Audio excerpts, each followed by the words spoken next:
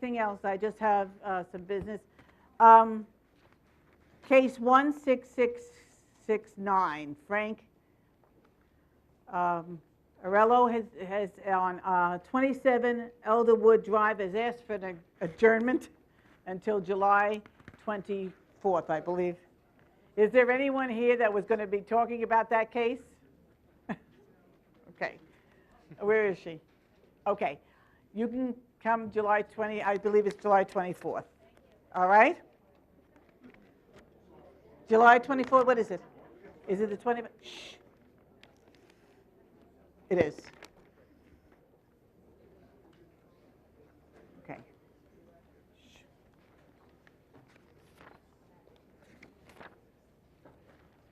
Okay.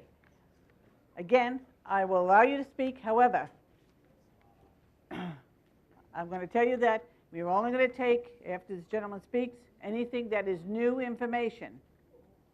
All right? Okay. May I have your name, please? My name is Michael Cohen. I'm with the law firm of Cohen and Warren, PC. My office address is 80 Maple Avenue in Smithtown. I am here tonight on behalf of John and Nora Detling from 9 Dover Hill Drive, Mark and Joanne Stefalini, 11 Dover Hill Drive, Stephen and Blanche Schindler, 1 Yarmouth Lane, Marie Charula, 3 Dover Hill Drive. Just stop for a second. I didn't even see this court stenographer is not here.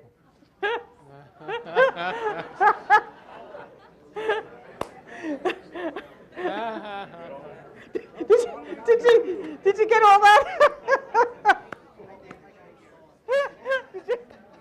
All right.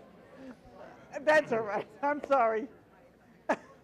We do have an adjournment, so I can do that later on. All right? Okay. Yeah. All right. You're going to have to introduce yourself again. I'm so sorry. That's all right. It's good for me to make sure that everybody knows my name. Please. I've got one fan. Madam Chairwoman, members of the board, my name is Michael Cohen. I'm a partner in the Smithtown law firm of Cohen and Warren, PC. Our address is 80 Maple Avenue in Smithtown. I address you tonight on behalf of John and Nora Detling of 9 Dover Hill Drive, Mark and Joanne Stefanelli of 11 Dover Hill Drive, Stephen and Blanche Schindler, 1 Yarmouth Lane, Marie Charula, 3 Dover Hill Drive, John and Tatiana Kiekel, 151 Alexander Avenue, Anthony and Laura Loviola, 148 Alexander Avenue, Angelica and Martine Hobel, 146 Alexander Avenue, Michael and Michelle Smith, 5 Dover Hill Drive, Michael and Sharon Byrne, 8 Dover Hill Drive, Chris and Stacy Cummings, 15 Dover Hill Drive, Helene Reifetz, 2 Yarmouth Lane, Mr. and Mrs. Glenn Anderson, 7 Dover Hill Drive. I am also the attorney for Country Point at Smithtown Homeowners Association. I know that a number of the members of the board of directors of that association, the boards of managers of the constituent condominiums, the property manager, Richard Scheinman, and a number of residents are also here tonight. Okay. What I need you to do is, after your presentation, I need you to give the court stenographer all those names that you are representing. I will do that. All right? I would appreciate that. Thank you. The proposed restaurant, of course, is not a permitted use. In fact, the proposed Sonic restaurant is not even a special exception, which by its very nature has conditions imposed on it. Rather, the applicant comes here tonight seeking variances from those very conditions for a special exception. Now, in addition to the variances that this board would need to approve in order to grant a special exception use, The applicant also comes here tonight seeking 9 other variances. I believe, although it's not completely clear after hearing tonight's testimony, that the applicant is asking for an interpretation of the town code. The application says that an interpretation is being requested. I heard testimony tonight that calls that into question, so that's not clear to me. We heard a lot of testimony tonight. What I didn't hear was an application of the considerations or the factors that this board by law, according to the town code, has to consider in determining a variance application. And I'd like to spend a few moments going through some of those considerations which are on top of the piano for those in the audience, and to demonstrate to this board that the applicant does not satisfy those considerations and therefore is not entitled to the variances that he sought. I'd like to take them out of order. I'd like to start with what's most obvious to me, and that's the third factor in what I'll refer to as the piano list. And that's whether the requested area variance is substantial. If we just consider the sign variances, the applicant comes here tonight asking for not 1 variance, not 2 variances, not 3 variances, but rather 6 sign variances. The courts in New York that interpret these things have held that the cumulative effect of all of the variances together sought by an applicant is a consideration that a Board of Zoning Appeals should take into account in its deliberations. But even if you consider these requests individually rather than collectively, the substantial nature becomes obvious. The code permits 1 sign, 1 ground sign. The applicant is asking for a variance for 32. The code permits a square foot signage maximum. The applicant is asking for a variance to increase that from 40 feet to 739 feet. There's supposed to be the 1 landscaping wall, I'm sorry, 1 wall sign. They want to increase that to 7. And they want to decrease the landscaping islands from 9 down to 1. In and of themselves, each one of these is substantial. And in considering that factor, I respectfully suggest that this board should deny the variance applications. But certainly, considering these factors together, I suggest that this board would find them to be substantial and use that as a basis to deny the requested variances. The first factor on the list is whether there'll be an undesirable change produced in the neighborhood by any of the requested variances. The big issue, and we've heard that tonight from the chatter in the crowd, is traffic. The applicant has submitted a traffic study that diminishes the amount of the traffic impact on the neighborhood. But I suggest that this study is flawed at best. The study is based upon data collected on 2 days and only 2 days.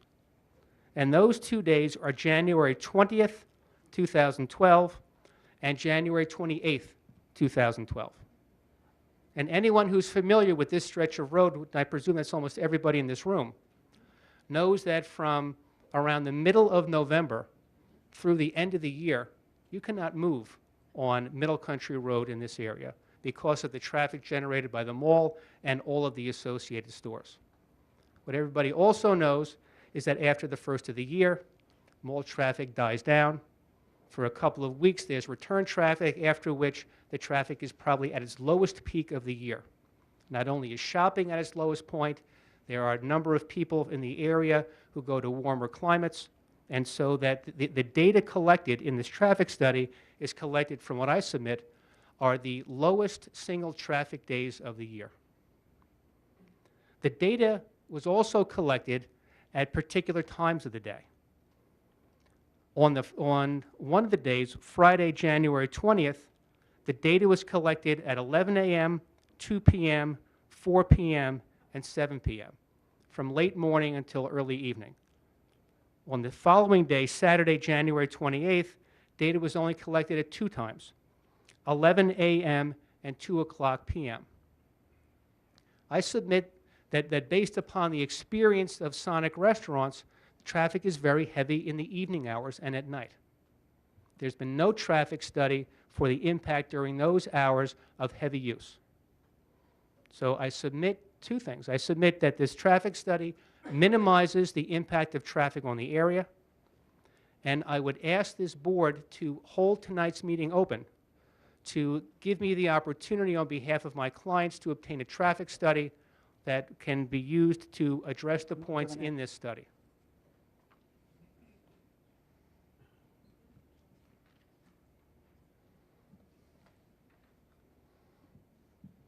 We don't know, and we can't know at this point, exactly what will happen in terms of the traffic when this Sonic restaurant opens if this application is granted by this board. What we do know is what has happened with other Sonic restaurants when they've opened, and we know what the other experiences have been.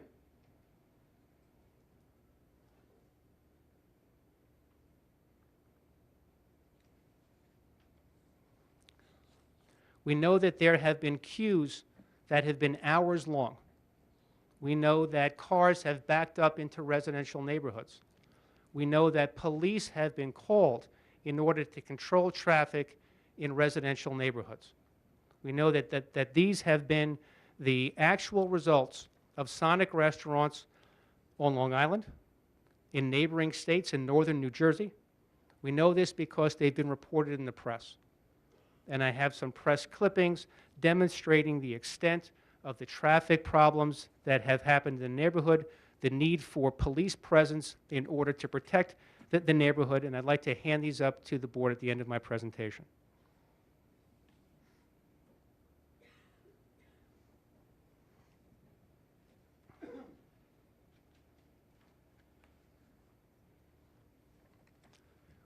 In determining the variance applications, this board is compelled to consider the 4th factor, and that's the physical and environmental conditions.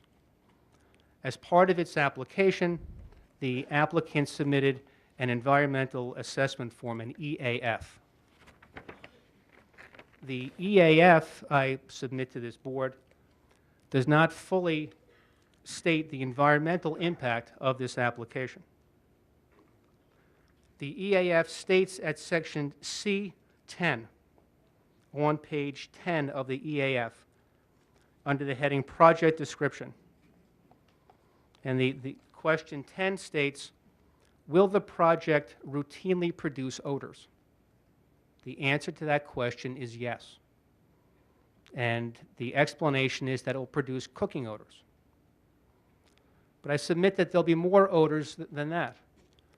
The site plan shows that the trash enclosure is going to be on the south side of the property.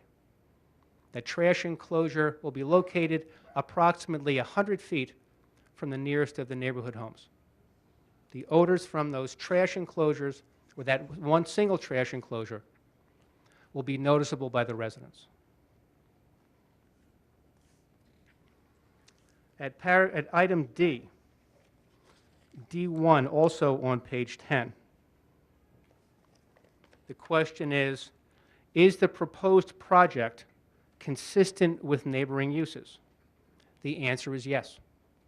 And the explanation for that answer is that adjacent properties are used for commercial purposes serving the public. This EAF does not take note of the fact that this property is bordered to the south by a neighborhood. The EAF does not indicate what the environmental effects and impact will be to those homes in the neighborhood.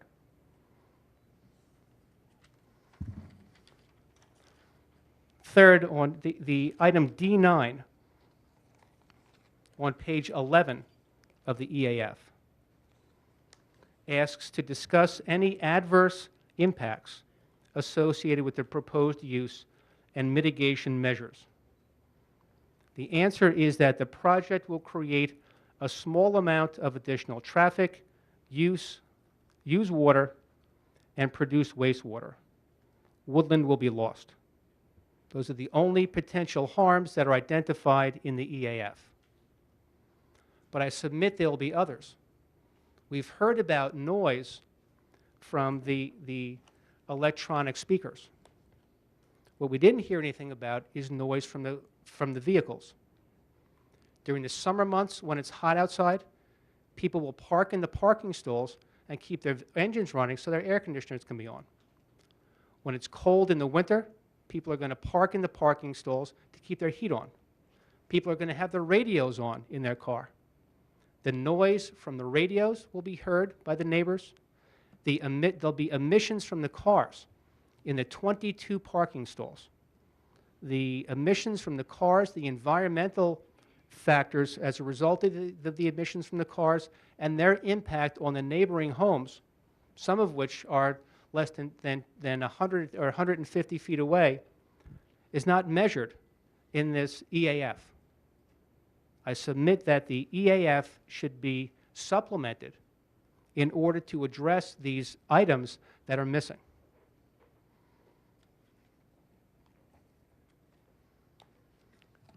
There was testimony that the parking on the site is code compliant for a WSI district. I suggest that, in fact, that is not the case, and that the parking is not sufficient for a WSI district.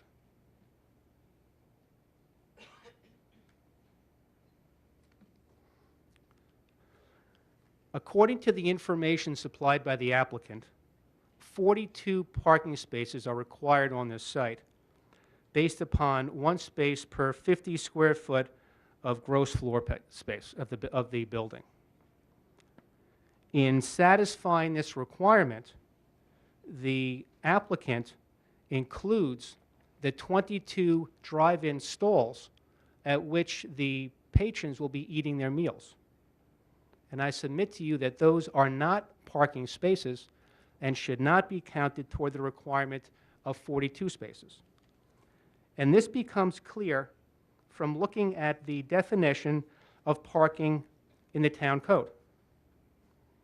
The definition of a parking space in the town code is a stall or a berth which is arranged and intended for parking of one motor vehicle in a garage or parking area. Clearly, this is not a garage, so let's go to the definition of a parking area. A parking area is a lot or a part of a lot used for storage or parking of motor vehicles without the payment of rent. Section 129 of the Vehicle and Traffic Law tells us what parking is. Parking means the standing of a vehicle, whether occupied or not, otherwise than temporarily, while actually engaged in loading or unloading merchandise or passengers. That's what parking is. The standing of a vehicle while actually engaged in loading or unloading merchandise or passengers. Nowhere in the Vehicle and Traffic Law, nowhere in the town code is it suggested that drive-in spaces that are intended to be occupied for a period of time by people eating a meal in their vehicle are to be counted as parking spaces.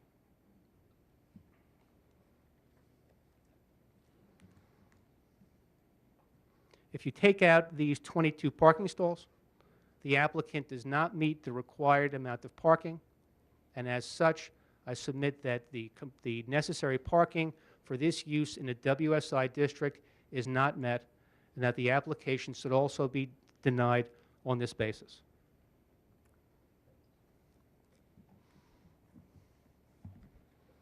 The second factor to be considered by this board in determining a variance application is whether the benefit or the intention to be obtained by the applicant can be sought by other alternate means that perhaps don't require variances.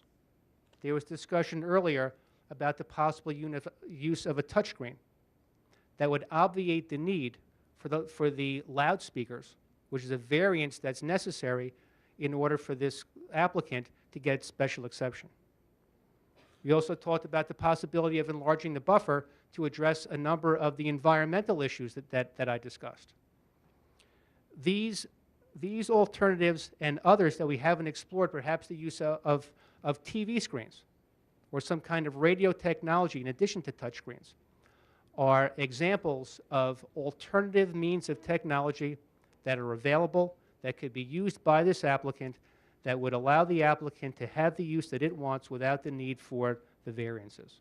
And I also suggest respectfully that that's a factor that should be considered by this board in determining this application.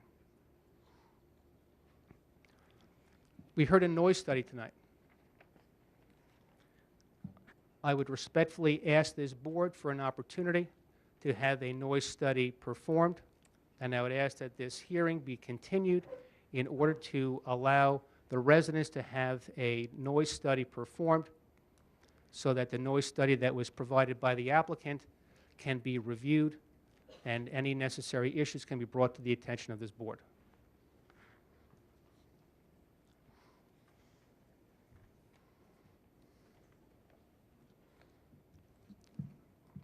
I thank you for your attention. Are there any questions? Are there any questions? No. Okay, thank you. Thank you. Okay. Ladies and, please.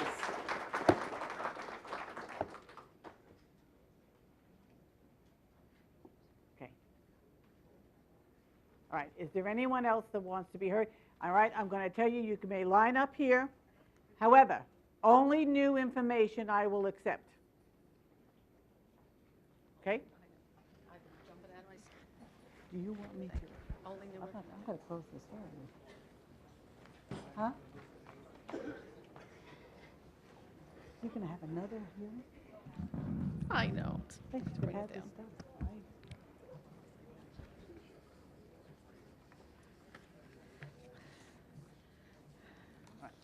All right, may I have your name, please? Yes, my name is Susan Fink. I live at 159 Alexander Avenue. Okay, raise your right hand, please. Do you swear to tell the whole truth and nothing but the truth? I certainly do. Have you gentlemen been Excuse familiar? me. Okay, You are to to you. address this board. I kept thinking of the story of Pinocchio, of the things I heard. Excuse me. Okay, All right, okay. What we did, my husband and I did, oh, may I start? you may start, but you're going to only do things that are factual to this application. Yes, yes. We went to visit North Babylon, and Right. for the gentleman who said he wasn't familiar with what it is, it has a carnival atmosphere of color and lights and sounds and people roller skating, and it's a very nice environment if it weren't in a residential community. North Babylon store has no residents around it on any side. Deer Park Avenue is on one side. The other two sides are a shopping center, a huge area with public parking and stores. That's behind it. There was a house next door which is no longer residential. I don't know how long ago it converted, but it's a law office which is now vacant. Here's Sonic. The house next to it, same thing, now vacant. And then there's a street, and that street is Davis Street. I went on to Davis Street, and I spoke to the people in the first four houses on both sides of the street. So they are considerably removed from the property. With that in mind, some of the things that the gentleman who was speaking are not aware of, I'm amazed at.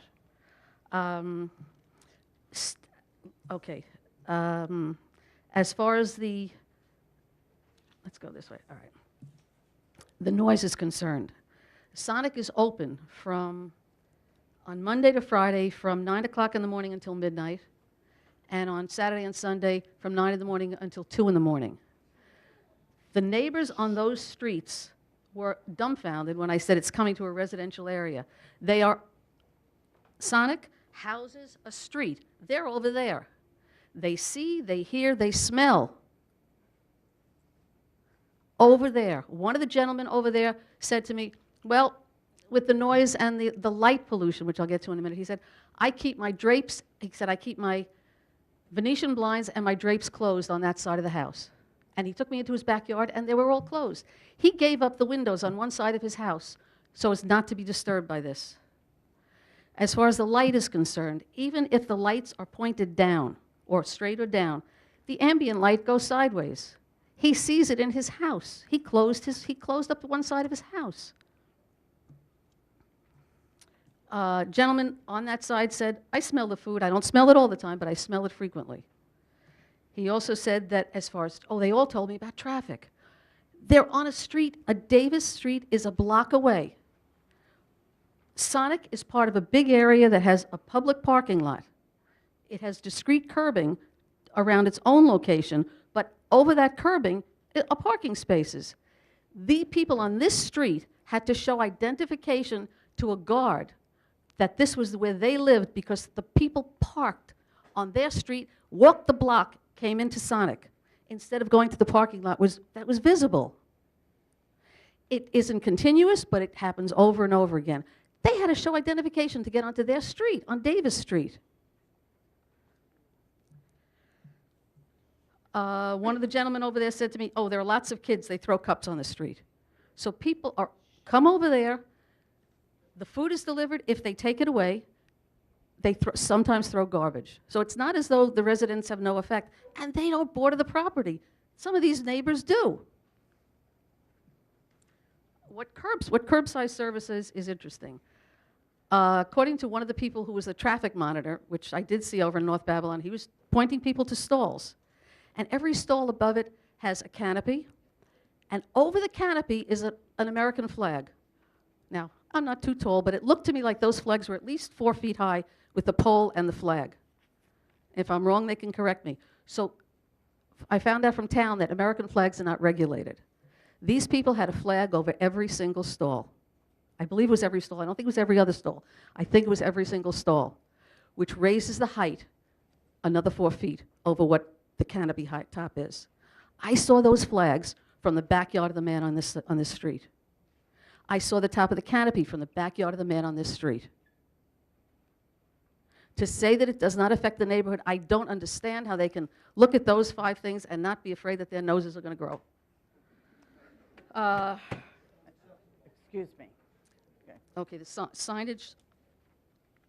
It seemed to me that they were using American flags the way they would use banners to call attention to the property, and because they wouldn't be allowed to use banners, I would guess in that number, they put American flags up. It was shameful to me that it wasn't done patriotically, that it was done for commercial usage.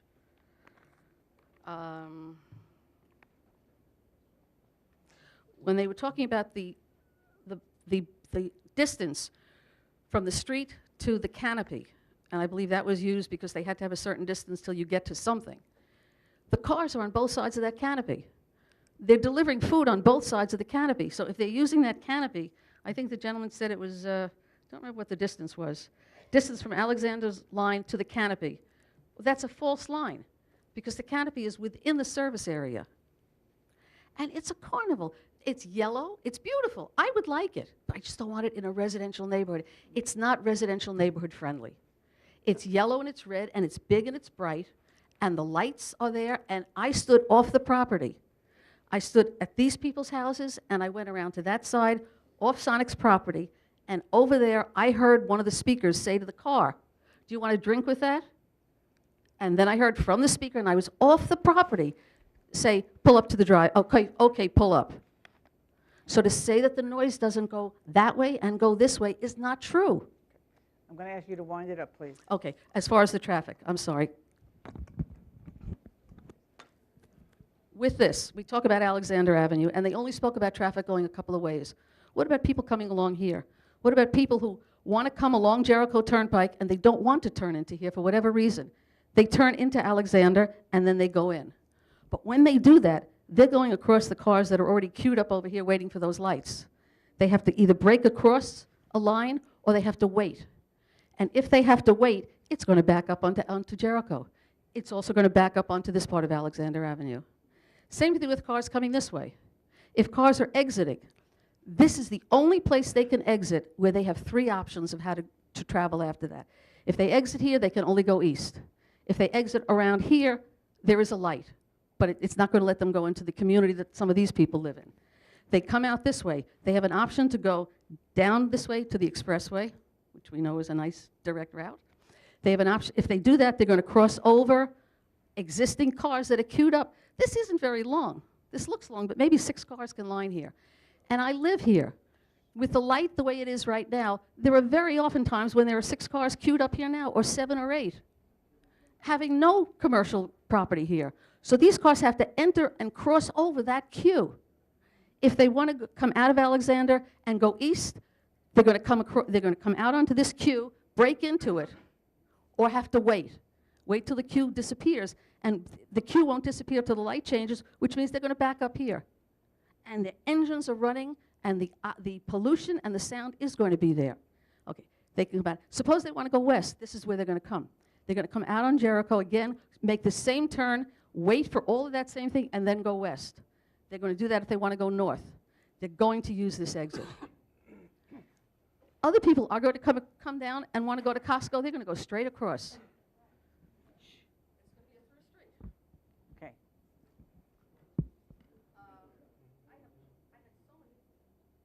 What? You broke it. You better. Hello, oh, there it is. I'm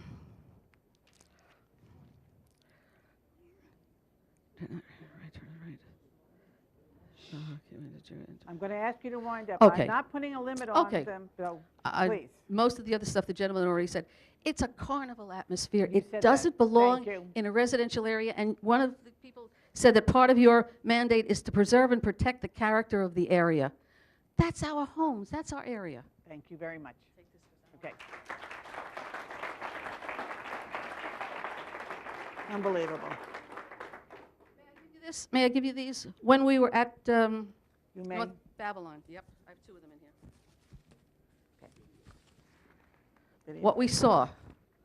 Okay, my name is on the back of who took the photographs and the log of what's on them. Thank you. Okay. I'm going to ask you, I hope you have new information, because if you don't, I am not, all right?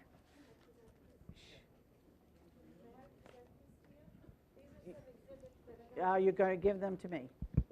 Thank you.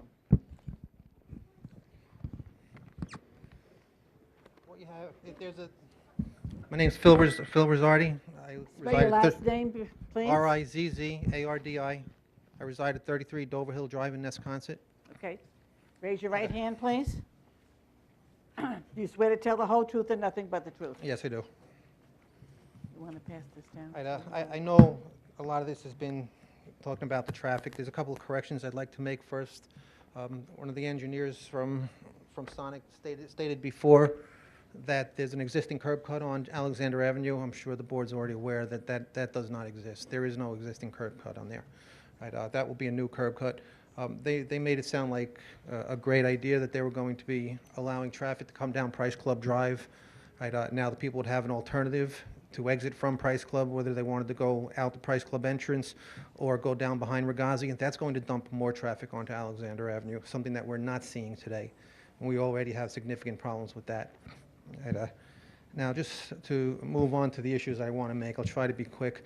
In the package, you have a 60-page packet in front of you. There's a CD in there with 7 videos that were taken off the internet of what it really looks like on Deer Park Avenue.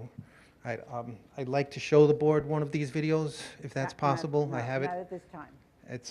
Well, I was going to turn it on anyway, and you guys can look if you want. Huh? Stop. Huh? We have a copy.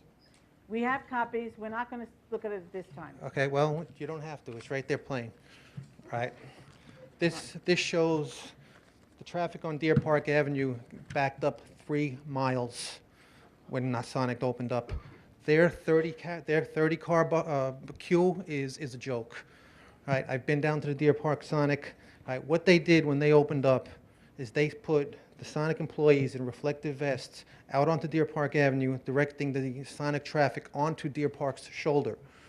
Right? There was a 3-mile backup on Deer Park Avenue. Now, what they did was they had the traffic bypass the Sonic's entrance to go to the following residential street, make a right turn down the residential street, and then come back into a strip mall parking lot. Right? This is an identical situation to what can happen on Jericho Turnpike, on Middle Country Road, or on Alexander Avenue. The problem is that Middle Country Road does not have a shoulder.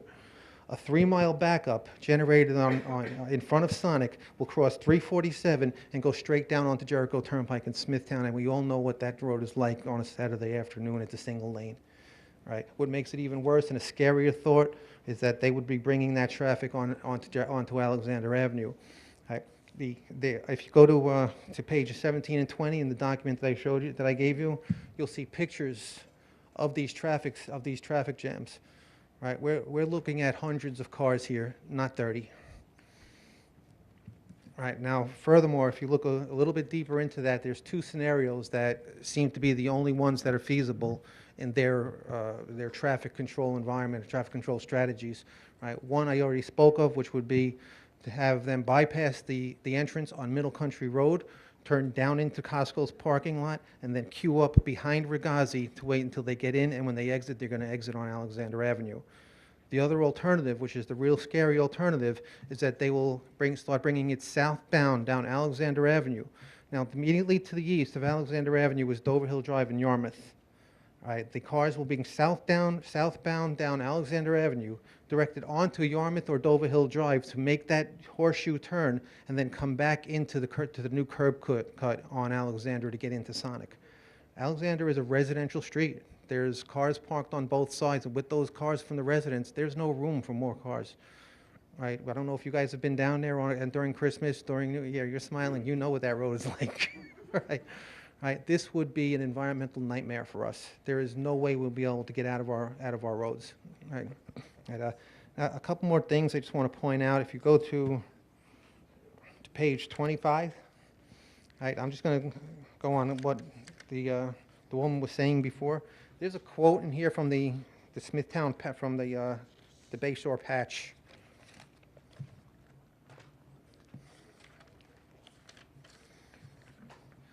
This is taken out of the Smithtown patch. By judging by the festival atmosphere, with drivers honking their horns in celebration and crowds cheering each other, placed those that stuck it out and felt it was well worthwhile. The 7-block-long line of vehicles down Deer Park Avenue waiting for the drive-through and 22 drive-in spots was outdone only by the 6-hour-long pedestrian line that these people waited on. Right? 7 blocks long. You're right. Okay, come on. All right,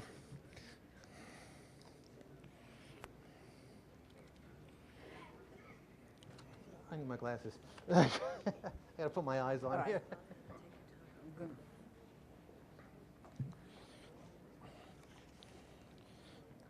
Page 32.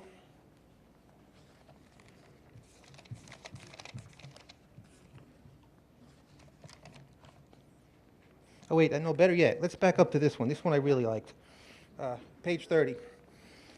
Sonic had planned to employ the same, they're talking about this concept, by the way. Sonic had planned to employ the same traffic control method they executed during the opening of the North Babylon location in summer of 2011, according to Bob Finelli, a media relations representative for Sonic.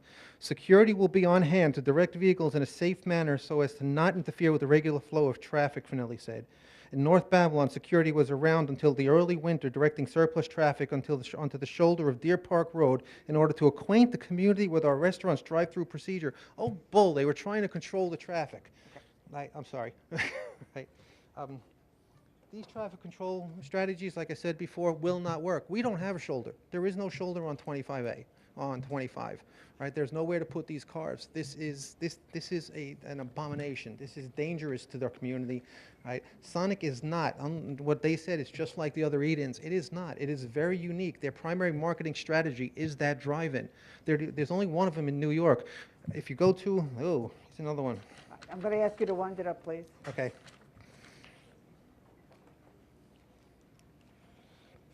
Page 5. Look at the demographics. Almost 98% of the Babylon traffic comes from Babylon's customers come from New York. Right? If you look towards in the very back pages of the document I gave you, there's 46 different reviews, and these reviews are coming from Brooklyn, Whitestone, Valley Stream, Babylon, Long Beach, Syosset, Belmore, East Meadow, Nassau, New York, Queens Village. right? They're coming from far and wide to get to Sonic because Sonic is not in New York. They've been advertising on satellite and on cable for years, and people have been sitting on their couches saying, why can't I get that? Right? They are coming from all over to get to these new restaurants. It is not like McDonald's. It is not like Burger King. And if it was, they wouldn't have these drive-up stalls and this 1950s era advertising. Right? Thank you very much. Thank- Huh? Good evening. I know. This is ridiculous. All right. Yes. I hope you have new information. I have two questions. Fine. Okay. Okay, let me have your name, please. Harold Goldrich, 150 Alexander Avenue. Spell your last name. Goldrich. Okay, raise your right hand. Do you swear to tell the whole truth and nothing but the truth? I do. All right? Let me have your questions. Okay. And then I will ask them these. Okay. It's my understanding that the food is delivered by Excuse me.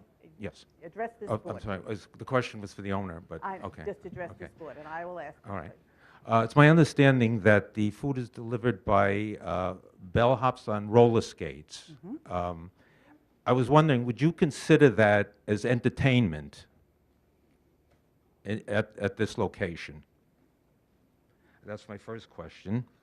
My second question is, what economic burden would you suffer if this variance was denied?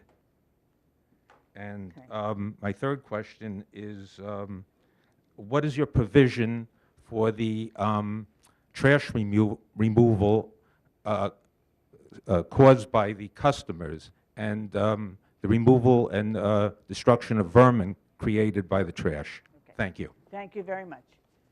Next, please. Ladies and gentlemen, if you're going to keep doing this, please. There are many applications after this, and I'm trying to be very fair to be heard, but please. All right, new information. Yes, well, good evening, ladies and gentlemen. My name is Nora Detling. I live at 9 Dover Hill Drive. I'm the fifth house on the southern Raise your part. right hand first. Do you swear to tell the whole truth and nothing but the truth? Yes, I do. Spell your last name. Dettling. Okay. And I'm going to say, I hope this is new information that you're going to give I'll to us. try. The street Alexander Avenue, right where they're proposing to have that opening, is very, very narrow.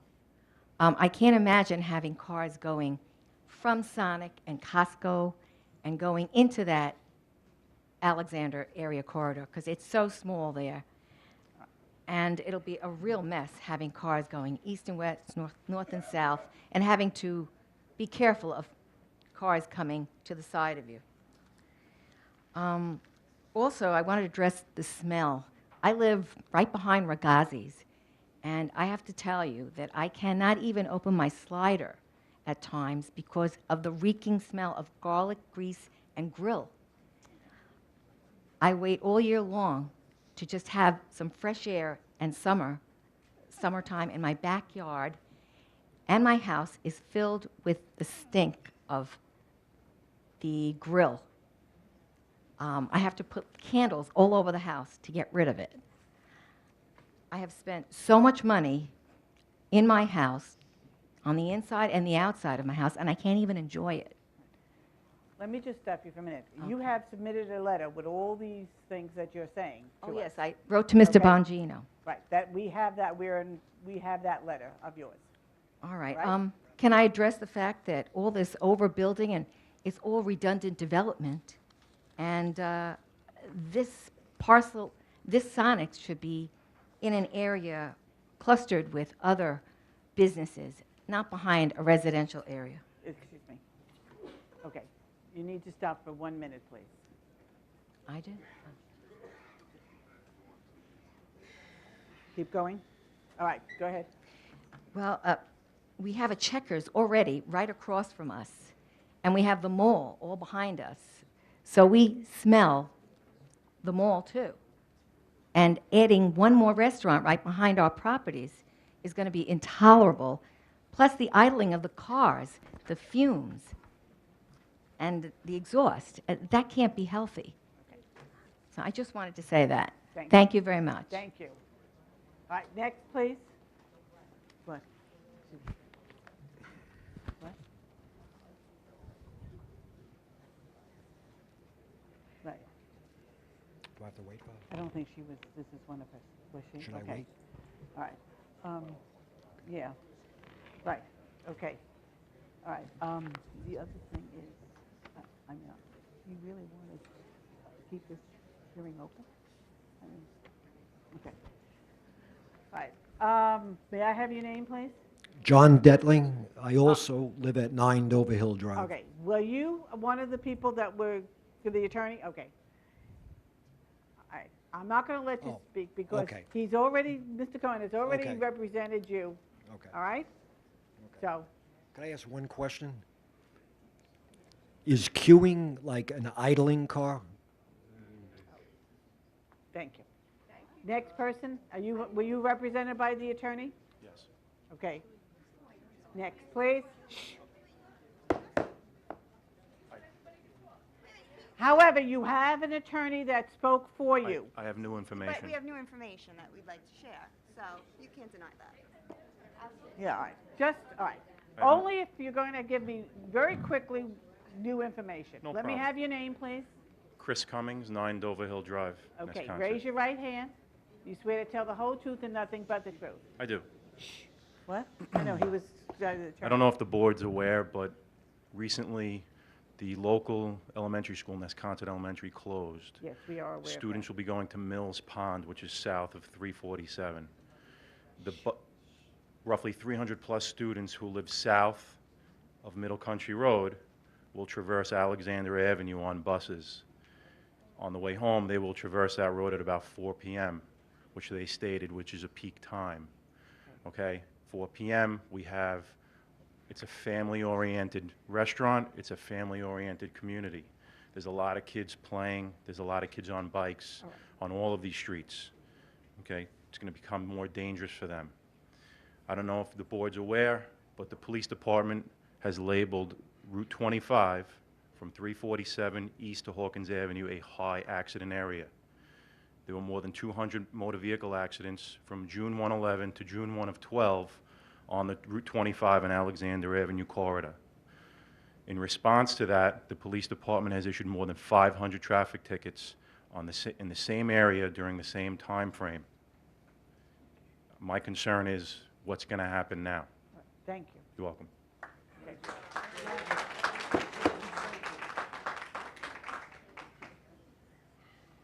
Were you represented by the attorney? No, ma'am. Okay, let me have your name and your address. My name is Pete Vandelask. I live at 49 Pineland Street in Nesconset. Spell your last name Capital V-A-N, capital D-E-R-L-A-S-K-E. and raise your right hand. Do you swear to tell the whole truth and nothing but the truth? I will. All right, only new information. My information is one based on safety.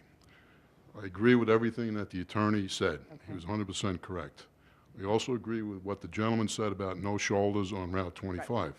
It will cause terrific traffic situations. People will be making turns even though signs are posted. It's going to create unsafe conditions from Route 347 easterly on 25. It's going to create unsafe problems also along Alexander Avenue. I agree with the residents. I think the residents should be heard. As testimony has said that cars will queue up. After a while, cars will find out, cars will queue up along Alexander Avenue approximately a mile. I personally would not like it because who is sitting in these vehicles? Who is throwing trash out of the vehicles onto the street? Who's throwing cigarettes? What kind of people are waiting? Please, I think that, first of all, another comment that I have is that the exhibits as proposed, we can't see them. How can we follow what these gentlemen are saying? I think these exhibits are for a public meeting. They should be able to be seen by everyone that's here.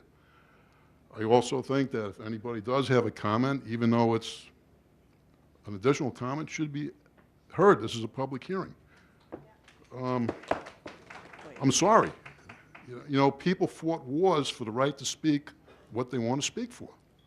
And I feel very, very sorry that this is how our government is treating us.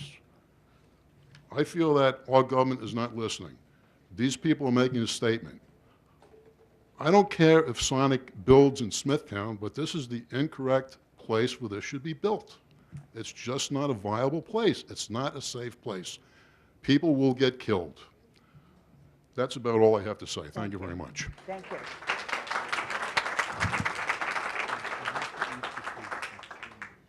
Your 3 minutes, I'm going to have to. Good evening. My name is Dr. Barbara Stone. I live at 24 Yarmouth Lane, Wisconsin. Okay. Raise your right hand. You swear to tell the whole truth and nothing but the truth. I do. Were you represented by the attorney? No, I was not. Okay. There are just a few things that came to my mind, just traffic things, mainly concerns that I wanted to point out because I think people have done a wonderful job of presenting their opinions and their feelings here. My concern, one of my concerns is when you are coming west on Middle Country Road, at least once a week, when you're in the left lane, I've seen at least once a week an almost accident by people crossing over illegally into Ragazzi. When now they're going west and they're going to see Sonic as well, you're going to have car after car jumping from that left lane, which is a straight through lane. It's not the turn lane. It's before the turn lane, just making that illegal left to cut through into Ragazzi. Now they're going to see Sonic and it's going to be car after car just jumping across 2 lanes of traffic from the left lane, which is an ongoing lane where people are going, the speed limit is 40, and people are going, you know, more than 40, and people are just going to do that. The other thing I know that was brought up already was people now cutting through from Costco to bypass all the lights to get onto Alexander and just creating a huge amount more traffic.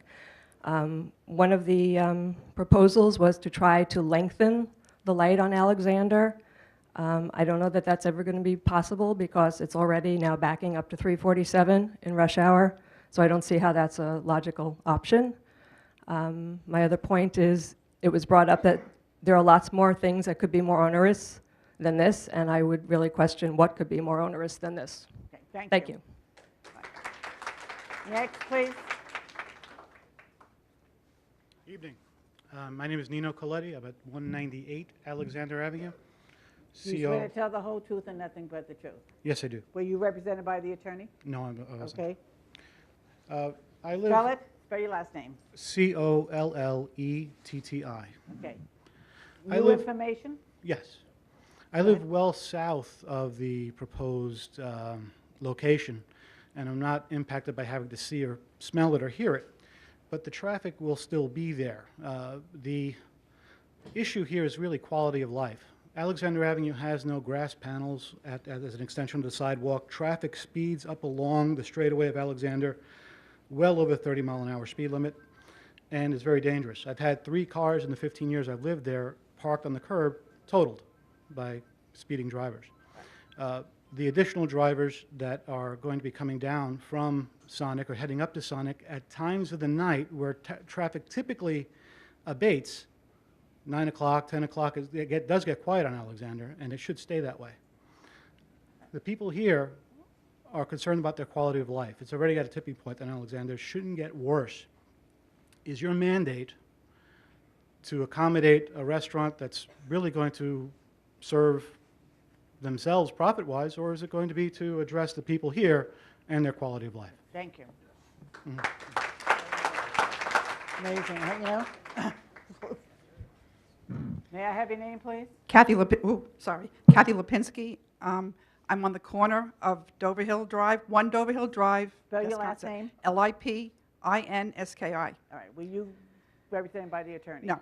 Okay, raise your right hand. Do you swear to tell the whole truth and nothing but the truth? Yes, I do. My concern, I moved to Wisconsin 11 years ago. My boys were young. Now, in the past 11 years, there are no kids playing on Alexander anymore. It is not safe. Okay, thank you.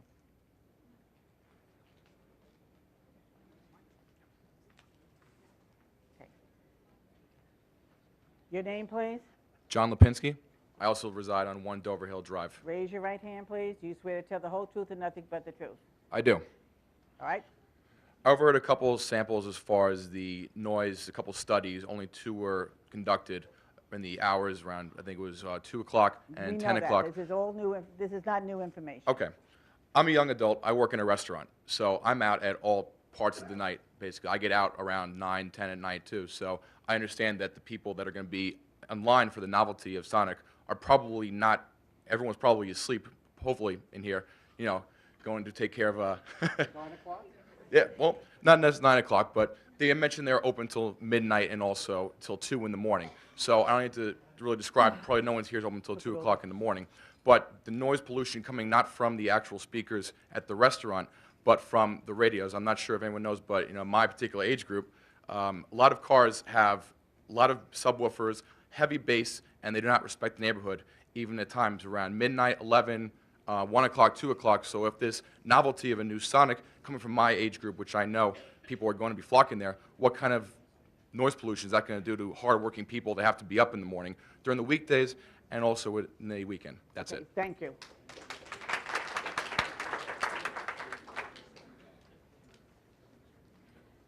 My name is Margaret Remhild. I live at 18 Dover Hill Drive in Esconset. Raise your right hand, please. Do you swear to tell the whole truth and nothing but the truth? I do. All right, Margaret, you have new information only. Well, Spell your last name, please. Remhild. I'd like to address the subject of property values. It was brought up here by a representative that the, excuse me, the Sonic restaurant will not affect our property values. I'm a real estate broker in the town of Smithtown for 30 years. And I lived here for 43 years, but my primary selling area is in Esconset.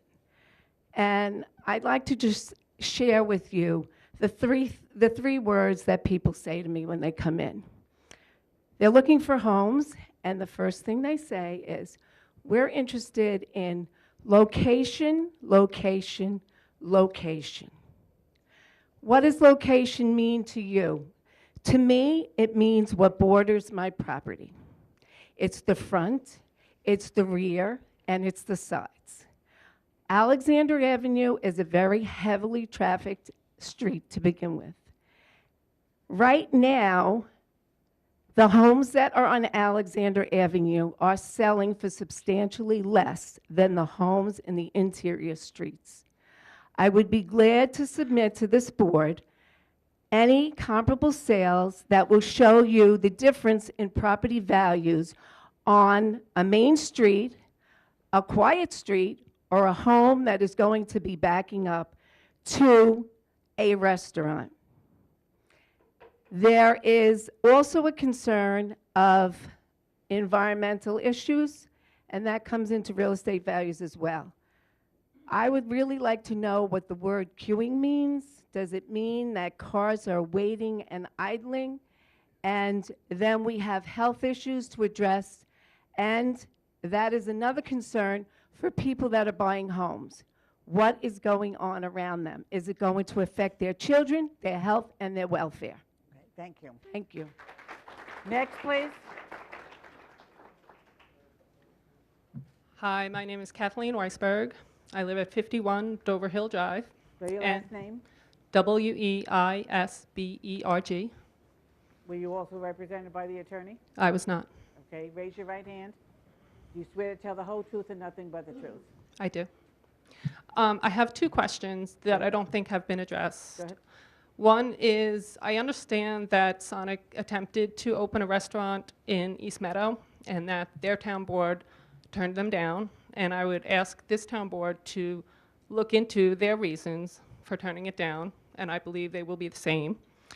And secondly, I would ask Sonic if they have looked into alternative places to put their restaurant. And in line with that, I would ask the board to consider the detrimental impact to the community as compared to the detrimental impact to their business, because I believe our community would be more detrimentally impacted than their business would when there are so many vacant buildings in the town of Smithtown and neighboring communities that I believe would be better suited and less, not as close to residential areas. Thank you very much. Thank you. Thank you. Your name, please? Good evening, Seth Weinberg, 164 Alexander Avenue. That's Weinberg. Were you represented by the attorney? No, I was not. Okay, raise your right hand. Do you swear to tell the whole truth and nothing but the truth? I do. Just a couple of quick points. Quick, please. The stop signs on Alexander Avenue are so rarely followed that routinely the Suffolk County Police put cars there. And I can't tell you, because they pull them over directly in front of my house at all hours of the evening, how many times they pull somebody over. And I shudder to think what people will do, who, let's be frank, younger people going to get a burger at 2 in the morning are going to do at a stop sign when the people at 9 o'clock in the morning aren't following it. As to alternatives, no one's explained to me why this can't be put in the 4 acres of undeveloped commercial property that is completely treed in next to the Checkers instead of at the corner of a residential street. Okay. And one other point, if I may, because I think the board has gotten astray from whether this is even permissible in the town. The application asks, is curbside dining a permissible accessory use to something in the zone? And I have to ask myself, I'm an attorney, I'm an appellate attorney, I read statutes, rules, and regulations every day, and I go to Brooklyn and orally argue them. I'm having a hard time understanding how there can be a permitted accessory use for something that's banned under the town code. To me, it should be one or the other. Either it's allowed in the town or it's not, but it can't be a permitted accessory use if it's explicitly banned. And if they want to tell you that this isn't a drive-in business, I urge you to go to their website, sonicdrivein.com, and read how they solicit their franchisors, not only in 2 ways. Number one, for this type of business, but they also solicit an alternative business for things such as malls, in shopping centers, i.e., not all of their businesses are like this. They solicit people to do business in a different way than this. I asked you, why can't they even put it in the food court of the Smith Haven Mall if they wanted to? Or in the closed-down Houlihan's that's now in a parking lot that wouldn't change the traffic patterns, given it's a monstrous parking lot with several shuttered stores in it. There is simply no reason at all, logically, to have this border a residential neighborhood and have overflow in a residential neighborhood. Thank you. Thank you.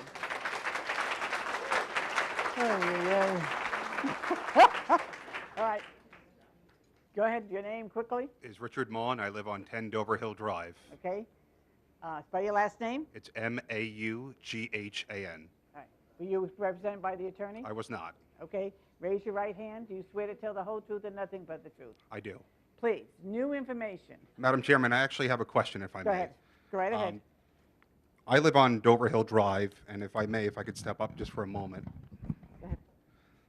This diagram here doesn't really depict the road that comes by these residences here. And I had heard about a traffic study that was done, and it seemed like the queuing they were speaking of comes in this area, comes in this area, but it doesn't really demonstrate to you in this area where these cars are going to be backing up, and that's going to be my road. Okay. And I would like somebody to explain to me or answer my question, if there are going to be queuing, why hasn't a study been done to demonstrate the traffic pattern that's going to be coming up Alexander that would affect Dover Hill Drive? Because essentially these vehicles are going to need to come someplace. And my fear is that what you don't also see in this diagram is Dover Hill is a round road that actually you have two accesses to, one from further down Alexander, and then this is the closer one towards Middle Country Road. And my fear is that people will use that as a cut-through to come up if traffic does back up, and that's going to be through a residential, road here where kids are playing, and it's going to become a dangerous situation. And I would like somebody to explain to me if they've done a study on that and how that's going to be affected. All right, thank you. Thank you.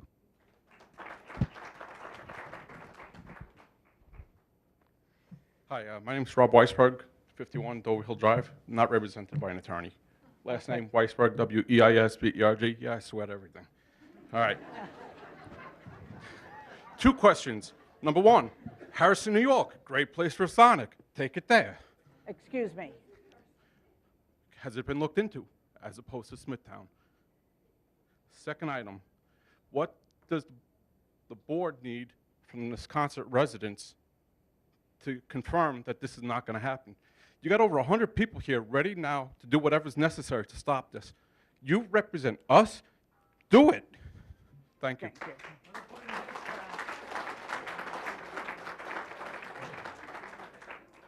Joan Finero, 184 Alexander We can't hear Avenue. you, dear. Joan Finero, 184 Alexander Avenue, Wisconsin, obviously. So your last name? Forneiro. All right, raise your right hand. Do you swear to tell the whole truth and nothing but the truth? Absolutely. One of the things that I don't think have been addressed is the speeding on Alexander Avenue. I've lived there since the beginning. of the community, and I've had my car totaled on my driveway. It's actually a hazard for me to pick up my mail. Last year, in a police report, I did report it, my mailbox was hit completely across to my neighbor. I find dead animals on the street. I've had to scoop them up, unfortunately for me. We assume that people follow the speed limit, but they don't, especially young ones. They speed through there nonstop. One of my questions is, now that the town board, our town fathers, have been informed about how dangerous this situation is, if, God forbid, some sort of dangerous accident happens, who is responsible? Is it us or the town fathers who have to protect us from all of this? Thank you very much. Okay. Good evening, Madam Chairperson and members of the board. My name is Sharon Silva Rizzardi. I live at 33 Dover Hill Drive, Nesconset, New York. I hereby affirm under penalties of perjury that what I'm about to say is true and correct to the best of my knowledge. I also apologize to the board in the event what... Spell your last name. I apologize. R-I-Z-Z-A-R-D-I. Silver dash R-I-Z-Z-A-R-D-I. I apologize if anything I have to say is verbose in any manner.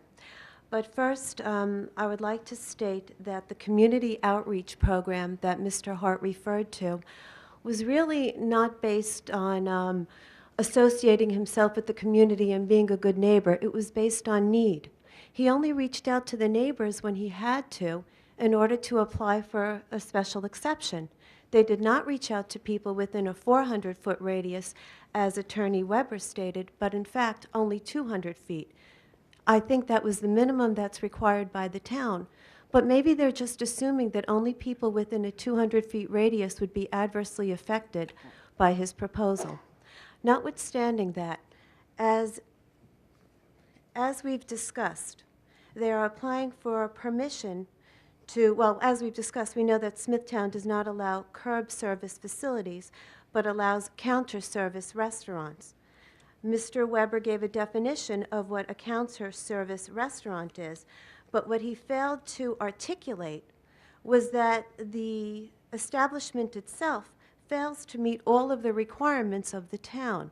Specifically, as we discussed, no outdoor loudspeaker shall be permitted except for drive-in windows. Loudspeakers shall not be audible from any residential lot, as well as the requirement of no outdoor dining area or outdoor play area shall be permitted. In addition to failing to meet the requirements of a counter service restaurant, the town also allows a special permit if the establishment meets 13 general standards. I submit to you that Sonic has not met all 13 general standards. Specifically, under Section 322-94.G, subsection 3, the use will not prevent the orderly and reasonable use of adjacent properties in adjacent use districts. I'm referring to the neighborhood. Now, we know that the proposed Sonic will have an adverse effect on the neighborhood. The next criteria that they failed to meet, and I am jumping, is number 7. Access facilities shall be adequate for the estimated traffic from public streets and sidewalks so as to assure the public safety and to avoid traffic congestion. And further, that vehicular entrances and exits shall be clearly visible from the street and not within 75 feet of the intersection of street lines at street intersections except under unusual circumstances. So I would ask that the board inquire, is this an unusual circumstance, or is this simply a situation generated for profit? The next exception that they failed to meet is number 9. Adequate buffer yards and screening shall be provided where necessary to protect adjacent properties and land uses. Okay, assuming without admitting that the buffer that they presented is adequate for counter service facility, but it's not adequate for outdoor dining. And it's not adequate when you have a neighbor's backyard in their face. So they fail that one. There's more. But I'll be brief. Two more. Two more, but I have to make these points. You Go have to ahead. be aware, and the record has to reflect it. Number 12, the proposed use and development shall not have a significant adverse effect on the environment. Attorney Cohen asked for to extend the hearing so that we can prove that it will have an adverse effect on the environment. I don't even know if it's necessary. The testimony itself is relevant. And number 13, the proposed development shall be consistent with the comprehensive plan of the town of Smithtown. Is it? It is not. I can answer that question very well. Now, they may say, well, we have Ragazzi. Ragazzi is there, so we're consistent with the plan. The plan allowed Ragazzi. We recognize that a mistake was made, and Ragazzi was allowed to conduct a restaurant with an outdoor seating area. Well, we also recognize that there is case law that states that if the government makes a mistake, it is the board's responsibility to assure that that mistake is not repeated.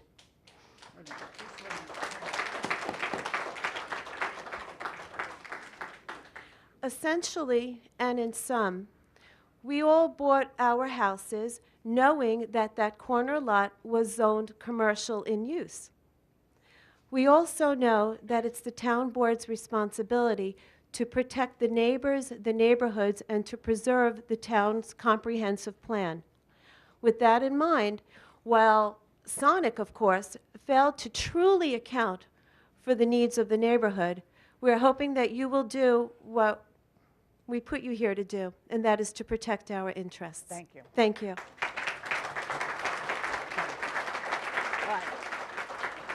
Come on. All right. Oh, excuse me. I'm not finished. I forgot. I have to address some of the comments.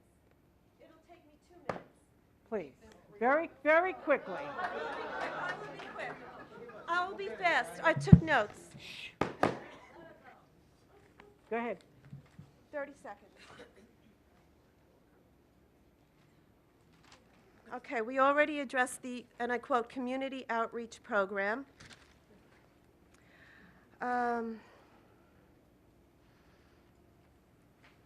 We already addressed the fact, no, we didn't. We did not address the fact that Mike Menaris from Van Wheelen Company, the engineer, spoke about how the building structure will be low and they're going to do the right thing and they're going to put a big buffer and trees and all these great things. But all the trees and all the buffers do not make up for the excessive signage that they're looking for the lights, for the menu boards, for the loudspeakers, the clown-like canopies, those flags, the yellow and the orange, that is clearly not depicted on their beautiful map of green and gray. I don't know if it's a psychological ploy that they're trying to pull. Now let's move on. Chuck or Charles Alvaro, the traffic and parking engineer. Well, we also recognize that that his traffic report was performed on January 20th and January 21st. Accurate depiction of traffic in the neighborhood? I don't think so. He also, one moment, he failed to account, as we did discuss, but it must be enunciated, that there was no traffic study done from the entrance of Alexander Avenue and what would happen with the 3 miles of traffic and cars that would be attracted to the site. How can this traffic report even be considered when it's inadequate and incomplete? There's more. Oh, he stated there's no discernible impact. Discernible may have a definition that works for the board and works with regard to traffic impact studies. Discernible has a different definition when it applies to the residents who cannot make a turn onto their own block because the traffic on Alexander Avenue is so intense and compact. Discernible has also a different definition when cars are going down your block at all hours of the night trying to get a hamburger. There's also an impact from the debris. Now, the issue is not so much sonic. I mean, the issue is sonic. But the issue is also, how do you control the people that are visiting Sonic? How do you control the people that are tossing litter out of their car when they're exiting Sonic from Alexander Avenue? How do you control the noise volume on their vehicle and the blowing of the horns? And as those CDs will reflect, the cheering of the crowds when the roller girl comes and gives them a hamburger. You can't help but wonder, why did they pick our neighborhood? What's wrong with a commercial neighborhood? All right. You're gonna have Parking to on the wind front this up. lawn, we could rent our front lawns for parking if we wanted to, make extra cash. Excuse But, me. Huh? I think, if you're not going to be more appropriate, please. I apologize. I don't mean to be inappropriate, and I apologize for my display of emotion. I truly do. I understand, but you know what? Please, it is 10:30. If you could Last wind it up. statement. Yes, thank you. Mr. Hart was the last speaker, and I quote, he stated, "People drop it when done eating." What does that mean for us? Thank you. Thank you. I look forward to your response. Thank you. All right. Huh? Okay. I will be 1 second. Good. One And second. nobody has mentioned this. Baby, let me have your name Okay, first. Rosemary Cohen. Okay. Okay. And your address? 3 Yarmouth Lane. Okay. Raise your right hand. You swear to tell the whole truth and nothing but the truth? I do. 3 Almond Lane. No, Yarmouth. Yarmouth. When people talk about the safety concerns or the litter or the cheering, keep in mind on a Friday or Saturday night at about 11 o'clock, 12 o'clock, 1 o'clock, think about how many of those young people will be intoxicated, further adding to the safety concerns and the noise and the shenanigans and the, because there is going to be a very definite percentage of those people who are going to come after a night of drinking, and that just will add to the whole, everything that has been said. Thank you. Okay. Mr. Weber? All right. I'm going to ask you to be as brief as you can. I'm actually was just going to ask the board to see what they wanted us to address, if anything. Is there anything that you want to address? I don't want to hold this hearing up. I believe there were a few questions Yeah. from some of them. I think one of them was, did the traffic study include Alexander Avenue? Tell me. Yeah. Just state your name again. Just for the record, Charles Olivo, OLIVO, Stonefield Engineering and Design. It did account for Alexander Avenue, Okay. yes. The next question, do you have it? I didn't write them all down. All right. Thank you. Put your One of the mic- other questions was queuing. Was there going to be queuing on Alexander Avenue also? Was that Well, taken into account? I believe that's what the question I think one of the questions was... I think it was, what's the definition of queue? The There were definition two. There of were two.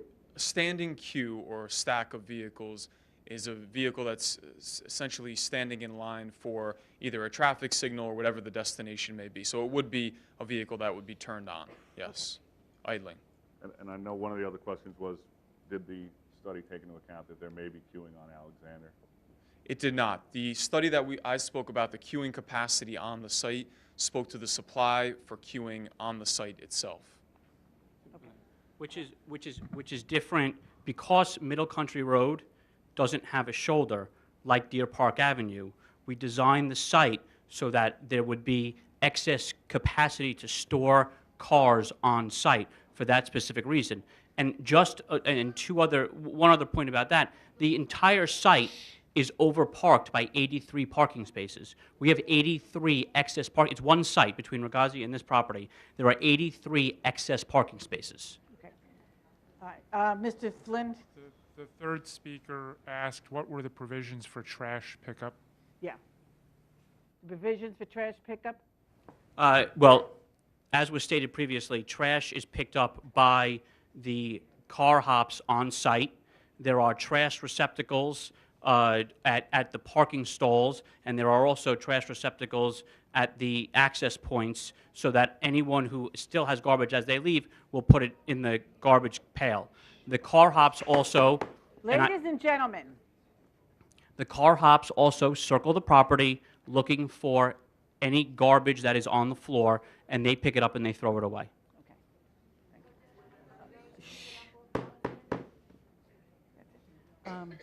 The only other question that I Go ahead. wrote down was, You want me to keep this here? one of the people had asked, did Sonic look at alternate locations within the town of Smithtown? Yeah. The answer to that is, and again, and I don't want to necessarily discuss something that's it's obviously well known to the board, but the property is zoned WSI. WSI has permitted as of right uses, not special as of right uses, adult entertainment, office, medical labs, car sales, power equipment sales, bars, taxi stands, warehouses with outdoor storage, and wholesale distribution, as well as other industrial and commercial uses. Those are all as of right uses on the property. It's, as was stated before, it's across the street from over a 1 million square foot mall. There is an existing restaurant with outdoor dining on the property. The site was looked at as because of its location on Middle Country Road, as was stated by the traffic expert, that the anticipated pickup for customers will already be driving on Middle Country Road. It is certainly less noxious than any of the uses I just mentioned, which is just a representative list. And again, we from the queuing and that we discussed, and the access points, and the enhanced buffer, and I'm willing to discuss we will look at ways certainly to even enhance that buffer further, but this was something that was done just even at application time, and done so that there would be we wouldn't just come with the existing landscaping. We tried to do more. So the site was looked at for all of those reasons, its location across from the mall and on Middle Country Road, and as well as the site itself was looked at and designed appropriately so to mitigate any impacts to the residents. Okay, thank you. I guess the question was, did they look at any other sites? Not I don't know if I don't know. I'm a land use lawyer. Okay, all right. Yes. Okay. Thank you. You want to? Excuse me, you do not talk, no, no. No, you may not. No, you may not come up to the podium. One opportunity only. And, no, excuse me. Do you want me to hold this hearing open? Do you want me to continue this hearing, or just leave the record open? Yeah, but they want me to have an adjournment and do it again. I can leave the record open? Well, if you would, I'd like to address that point. The request was made from council to keep the record open for the addition of expert studies.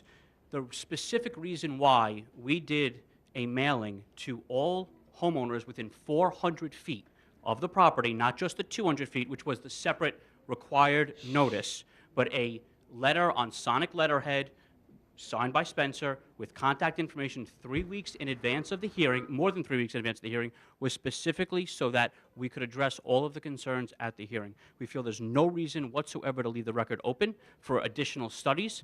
If there will be changes made to the plan, whatever it will be will lessen whatever perceived impacts there might be.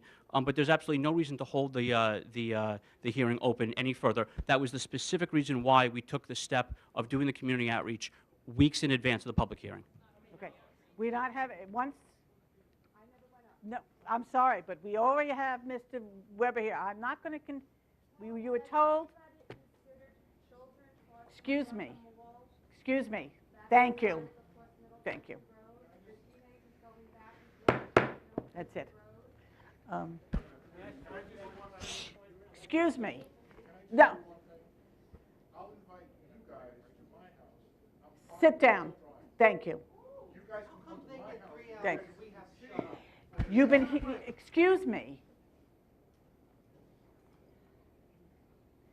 You are all saying the same thing. You have been talking for an hour and a half at least, and they had the same amount of time. All right. Do you want to adjourn this?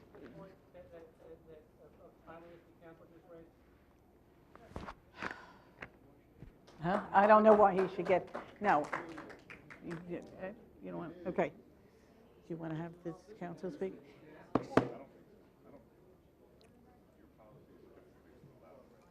Right. Right, exactly. Changes that may kick off additional variances. Okay. Do you want to keep the record I open? or do can- you I- want- I can Excuse int- me, okay. please. My mistake. Let me just, do you want to keep the record open or just adjourn it? It's not necessary. Gives you more flexibility. But we're going to have this whole, What's the record open for? for We the, can adjourn it and then close, if we can't come up with any compromises, we can adjourn it and then close it at a future meeting without actually but they're going to having- come in with, they're going to come in with all their, It can only be done in open meeting then. yeah, okay. Uh, All right. I was going to say, I mean, we can discuss that with the record closed. We won't be able to move the building and incur the need to seek more variances, but what we are willing to do is enhance the landscaping, enhance the thickness of the buffer. Ladies and gentlemen, please. Which we believe will actually be more beneficial than moving the building, because once you start to move the building closer to the middle country, there are grading issues, and you start to have significant effects to the site, where we believe that there'll be much more benefit to neighbors, which is why we already started down that road by addressing the thickness of the buffer. Um,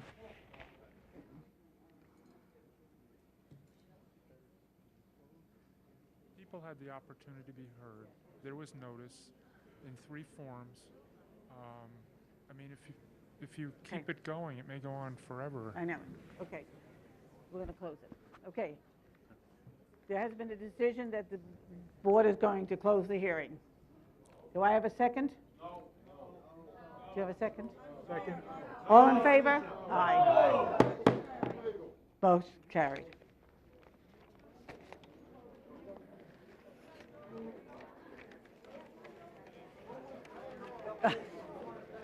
Yeah. Right. I know. Right. Take a 5-minute break, but I cleared the room.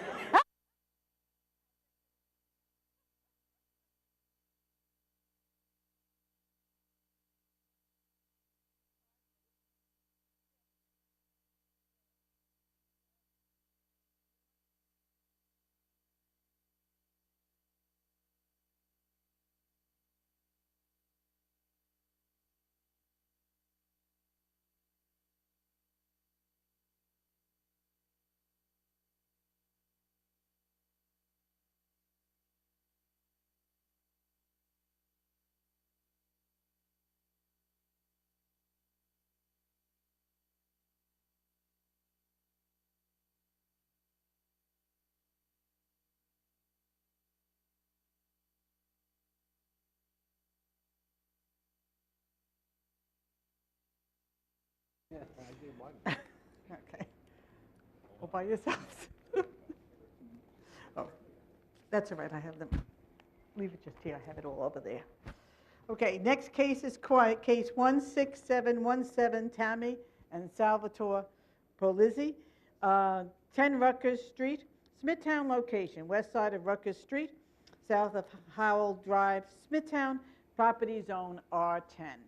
Request variance to reduce minimum front yard setback from 40 feet to 35 for an existing 114 square foot porch with roof. Let me have your name, please. Tammy Polizzi, Polizzi. I live at 10 Rutgers Street, Smithtown. Okay, raise your right hand, please. Do you swear to tell the whole truth and nothing but the truth? I do. Are you going to speak? No. Okay. Good, just. Okay. Whether an undesirable change will be produced in the character of my neighborhood? No. In fact, it increases the value of my house and the properties surrounding, because it's a porch, so it adds the value. Make sure you use the mic, honey. Whether the benefits sought by the applicant can be achieved by some other method? No, it's just a porch. It's just there for us to sit and relax, read a book, watch the kids play on the front lawn. There's no environmental impact on the environment. And that's pretty much it. Okay, thank you. Any Thank you. questions, gentlemen? No, ma'am. No question. Thank you. Is there anyone here that would like to be heard on this application? Okay. Hearing none, I'll entertain a motion to close the hearing. So moved. Second. Readily moved and second. All in favor? Aye. Aye, motion carried. Thank you.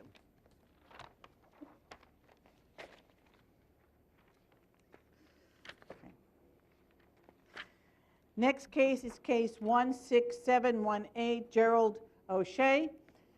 It's 805 Middle Country Road, St. James. All right. Location, north side of Middle Country Road, west of Astor Avenue, St. James, property zone WSI. Request a special exception to permit a repair garage in WSI zoning. Variance to waive special exception standard that requires sufficient lot area, adequate parking, and adequate buffer zone. Reduce required parking from 81 to 54 spaces. Reduce the buffer zone from 50 feet to 8 feet. And your name, please? Gerald O'Shea, 16 Golf Club Road, St. James, Long Island, 11780. Would you do me a favor? Just lift that mic so you can talk Terrific. right into it. Okay, raise your right hand, please. Do you swear to tell the whole truth and nothing but the truth? I do. Thank you. I'm here on behalf of a prospective tenancy, which is Edward Marciano from King Bear Auto. He presently operates that franchise one building west of the prospective. You got to talk into that mic. One building west of the prospective building he hopes with tenancy. He's been in business for over 13 years, servicing the community. At the present premises, he's losing his lease, and they won't be able to accommodate his tenancy there any longer. He's going to reestablish the business in this new location, which is only a couple hundred feet away, with a more modern, better operation. His current location and the location he proposes to move to is approximately the same in nature and character. It's in keeping with the neighboring businesses. Basically, we're asking for a parking variance and a buffer relaxation. The parking variance, as a percentage of the building, he would occupy 25%, and we're asking to reduce the parking from 81 to 54. Given his percentage there, we're looking for to allocate 13 parking places to his business. Given the use of his business and the way he operates his business, he'd never need more than 13 parking places. He basically has 5 employees, and cars under repair at any one time would not exceed more than 8. He has a waiting room for customers if they choose to wait while the car is repaired. He also would accommodate cars that were dropped off. There's a buffer zone question, which we certainly would cooperate with the town. The building is built, the parking lots are built. The buffer that's existing there now, we would be willing to enhance if the board finds it necessary. Mr. Marciano is here this evening. He'd be glad to answer any specific questions with regards to the tenancy. Thank you. We did visit the site. Excuse me? I said we were at the site. Right. Okay. Dave, do you think that, is there any way, and we spoke about this before, that I know you're saying they need, they're going from 81 to 54. We visited the site, and a lot of the parking spaces are in the back. But is there any way of making that buffer a little bit larger so they can plant, in, you know? I have an idea. The buffer requirement's normally 50 feet, and this has, for some reason, less than 10 feet. I'm not sure why. But the buffer for other uses is normally 10, and the site was originally approved as a warehouse. And that's why the buffer is only 10 and the parking is so inadequate for other uses. But I could see as a possible solution, based on what we learned after the decision on the cosmetics application, after the board handled that, is that because this repair garage is not like a typical repair garage, that if the board had some form of a condition that the approval was good only for King Bear,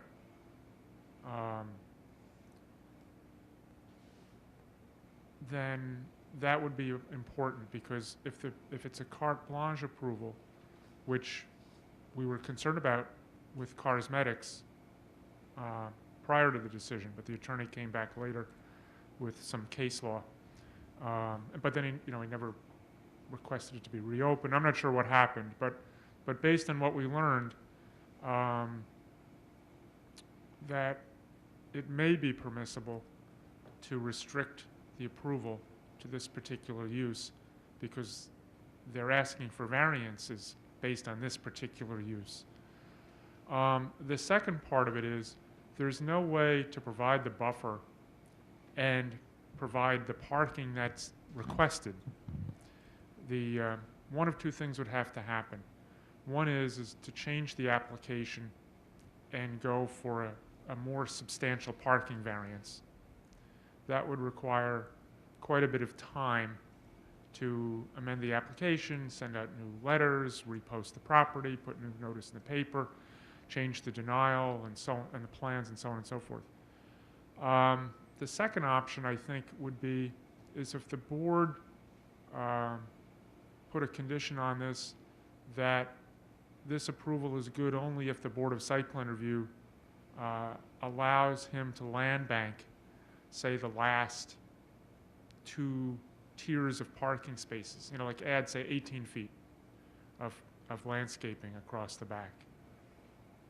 My concern is I don't know if that's what they call an improper delegation of authority. It's not my expertise. Years ago, some attorneys had said that a board can't condition an approval based on the approval of another agency that's not certain, that's discretionary. I don't know if that's still the case.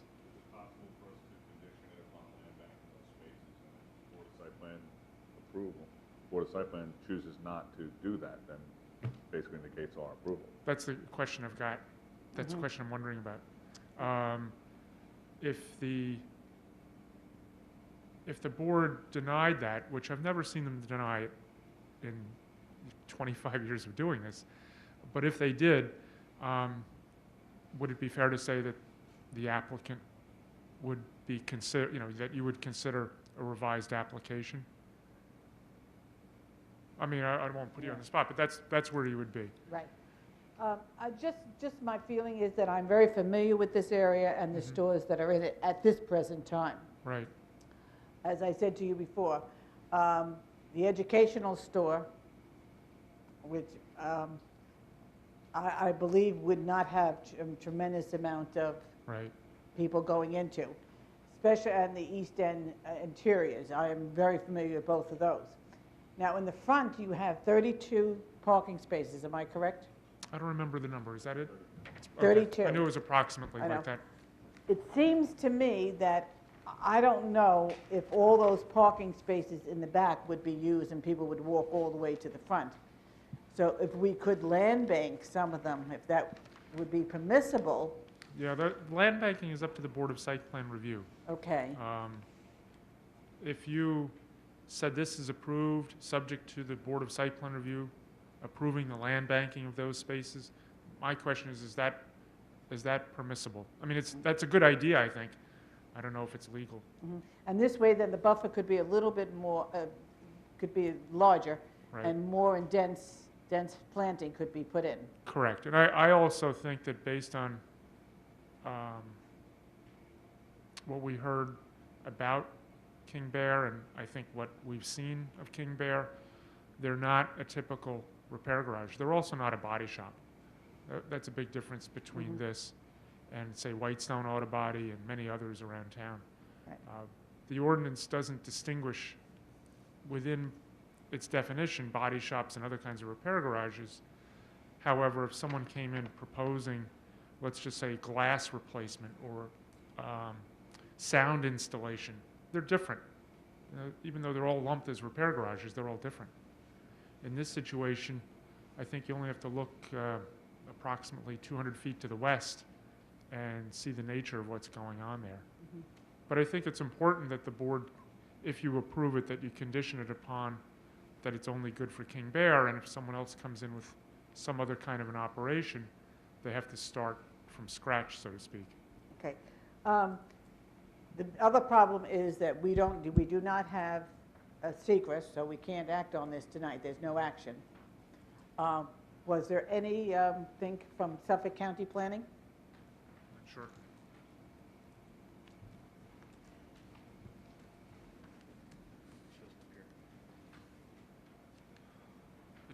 It says pending on my agenda. Mine too. Okay.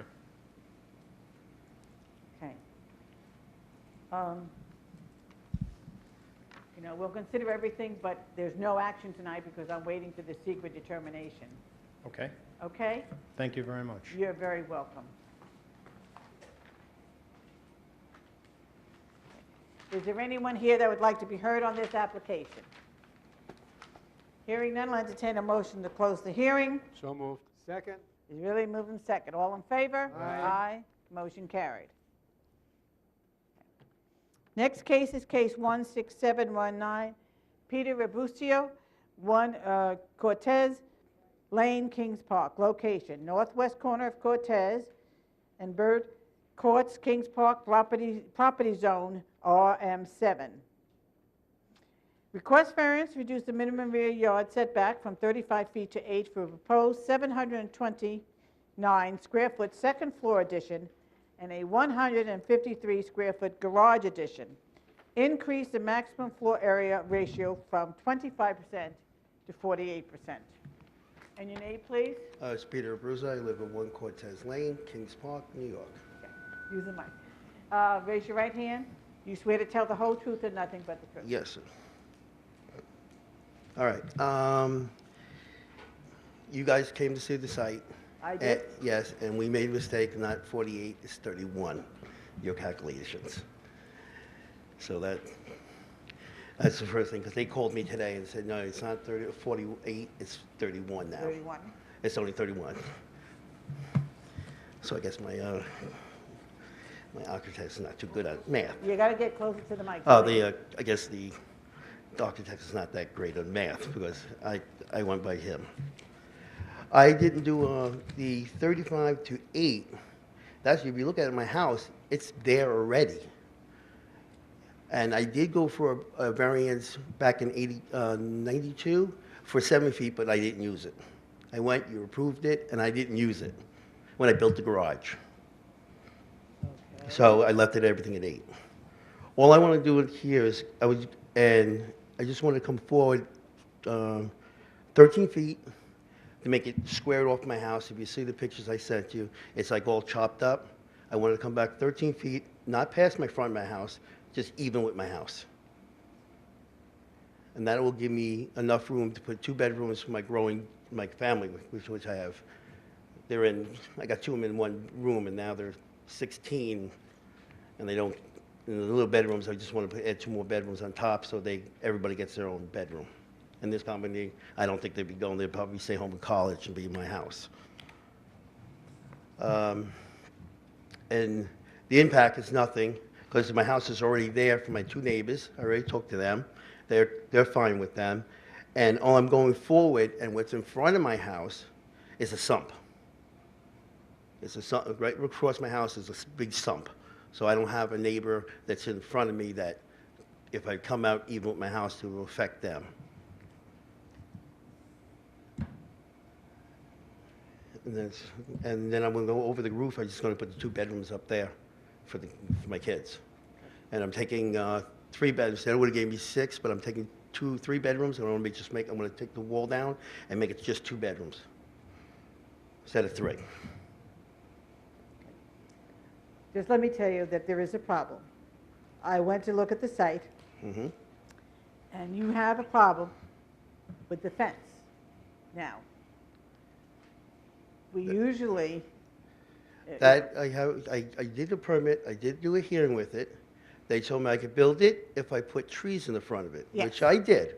All right. And because on the corner property, they banked it with snow and killed all the trees. Well- So I changed it and made it flowers. Let me just tell you what the approval was. The approval was to reduce the front yard setback for the fence from 25 feet to 0. And we approved it to 16 feet. Your fence is not 16 feet from the curb. Yeah. Hey. It's what? It says 26 feet from the curb.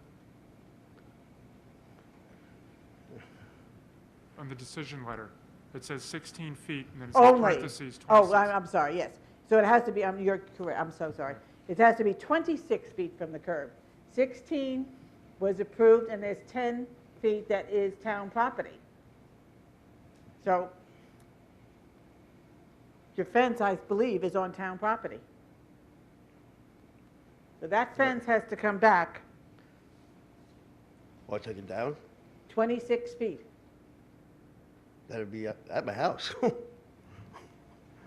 Because if you showed it, it got 26 feet. It'd be my house. yeah. On the site plan with the thing, I'm And 26. I cannot, this was a decision made. Now, for us to change that decision, it has to be a unanimous decision.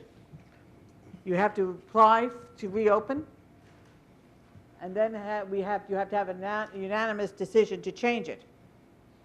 And if there is not a unanimous decision to change it from 26 feet, that's where that fence has to be, 26 feet from the curb. Even if I shorten it? Can I just shorten it to 4 feet? If you go to 4 feet, you still have to be off town property. I don't understand Yeah, I think it looked to me like the fence encroached on town property and the wall by a few feet. It looks like it's about 6 feet from the curb, roughly. that. Yeah, it's like 6.5 feet away from the curb. Yeah.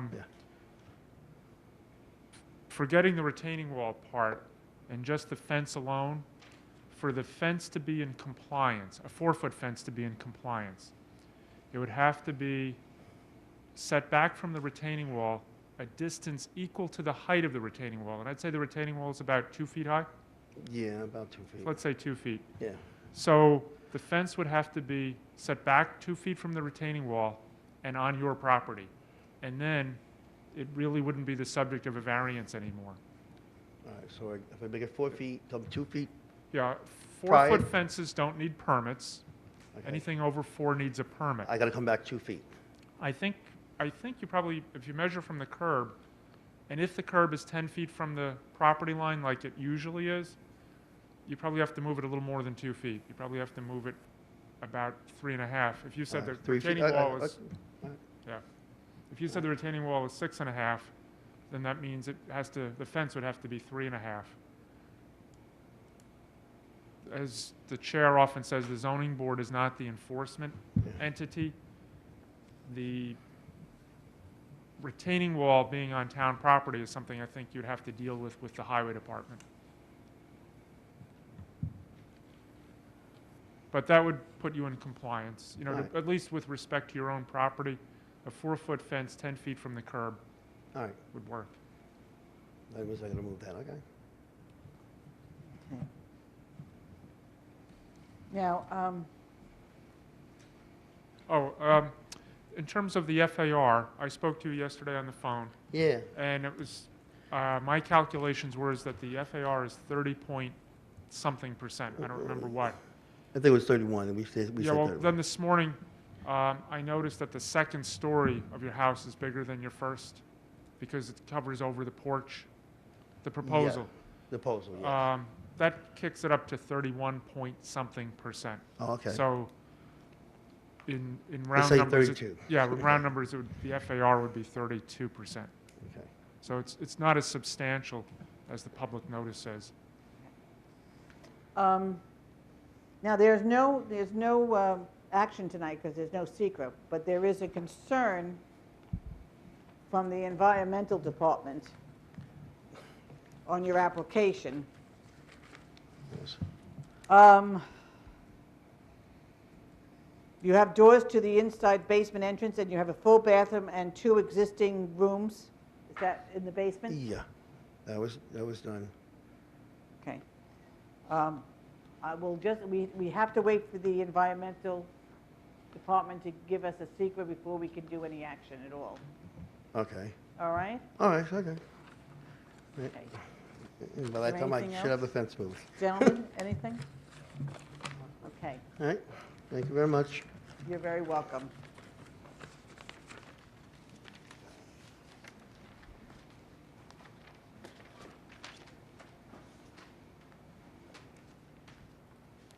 Right. Is there anyone here that would like to be heard on this application? Hearing none, I'll entertain a motion to close the hearing. So moved. Second. Ready, moved and second. All in favor? Aye, motion carried. Okay, next case, case 16720 has been adjourned to July 10th. Okay. Case 16721, Martha Belknap. It's 12 Cliff Drive, Kings Park. Location, south side of Cliff Drive, east of Meadow Lane, Kings Park. Property zone R21. Request variance to increase the maximum permitted paved surface in the front yard from 25% to 30%. If you don't mind, my wife is in the audience, and so is the new homeowner who purchased the home. I'm Dorian Belknap. I'm the president of Country Builders, Inc. I built the home, and I'd like to present the case. I need the applicants first. Okay. I guess so. Oh, it's his wife? What does she have? Did she give you everything? No. But it's not under his name. It's not under his name. It just says Martha. I don't know. Is this husband and wife? Can he present even though his name is not on this? Yeah, she's here, so I'll just take her, yeah. May I have your name, please? Yes, I'm Martha Belknap. Okay. And your address, Martha? I live at 34 Waterview Court in Riverhead, New York. Okay. Raise your right hand, please. You swear to tell the whole truth and nothing but the truth? I do. Okay. Would you like him to speak for you, the gentleman? Sure. Thank you. Come on up. Okay, let me have your name and address, please. I'm Dorian Belknap, 34 Waterview Court, Riverhead. Okay. Raise your right hand, please. You swear to tell the whole truth and nothing but the truth? Yes, I do. The advertisement only gives her name, that's why. That's no problem. So you want to tell us where you're here? So basically what we had, I'm sorry. Wait, what? Dorian. Do we have anything? You want to file? I want to file. I think so. It's a long night.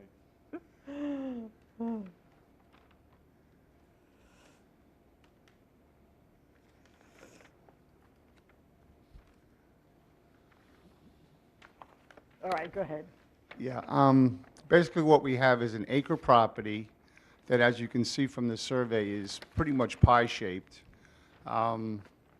In paving of the driveway, we just basically took the width of the garage straight out, and it exceeded the 25% front yard maximum pavement requirement. And at this point, we're asking for a variance to go to 30. And as you can see from the photos, it really isn't in excess whatsoever. And that's our complete request. Okay, thank you. Any questions, gentlemen? No. Okay.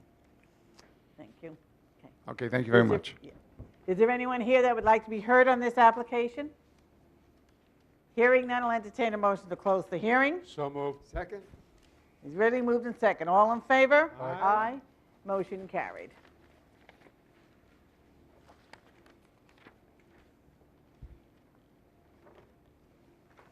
Next case is case 16722, Richard and Elena Di Pasquale, 23 Newton Road, Hauppauge, location, north side of Newton Road, east of Bow Drive, Hauppauge, property zone R15.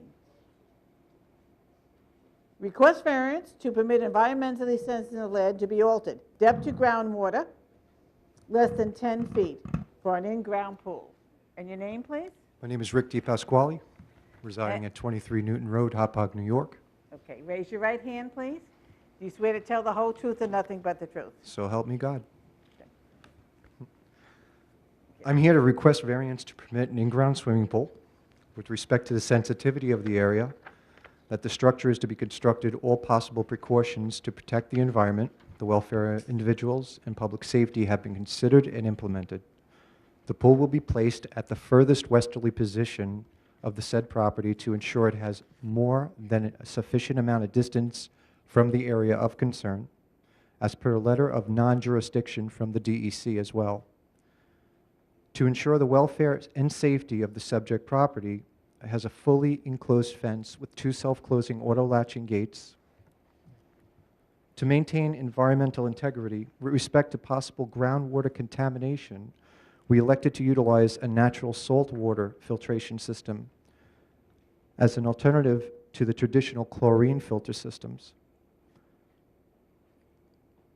ultimately protecting land, wildlife, and providing a healthier swimming experience. Based on public record, 6 permits were issued for in-ground swimming pools within this area of concern during the time this act was put into place, which is the Depth to Groundwater Act. I believe it was enacted in 1981 or 82. It could be off about a year or two. Of these 6 permits, only 1 required variance was due to the fact that that parcel was within the regulated wetlands, which was less than 100 feet. Our property is at 115 feet from the northeastern property line, which is even further from where we're proposing to place the pool from the water's edge. It's an additional 50 in addition to that. The proposed structure has been carefully planned in accordance with all town codes and setback requirements with regard to the Depth of Groundwater Act, as I mentioned. And I guess, we trust that the board will consider our request and find that we have met all mandatory requests to ensure the safety, protection of public health, and the continued protection of our environment. At this time, we ask that you review the information presented and approve this variance so our family can proceed and complete our long-awaited summer pool project. All right. Okay, any questions, gentlemen? As you're aware, there are comments from DEW about potential pollution. I think Mr. DiPasquale is addressing them. And based on his, what would you say, reaction, his initiative, I would say that this should be approved with a condition that it be built in accordance with what he represented tonight. Absolutely. Thank you. Okay? You're all welcome to take a swim when it's in. Okay. Is there anyone here that would like to be heard on this application? Hearing none, I'll entertain a motion to close the hearing. So move. Second. Really moved and second. All in favor? Aye. Motion carried. Cut. How long is the break?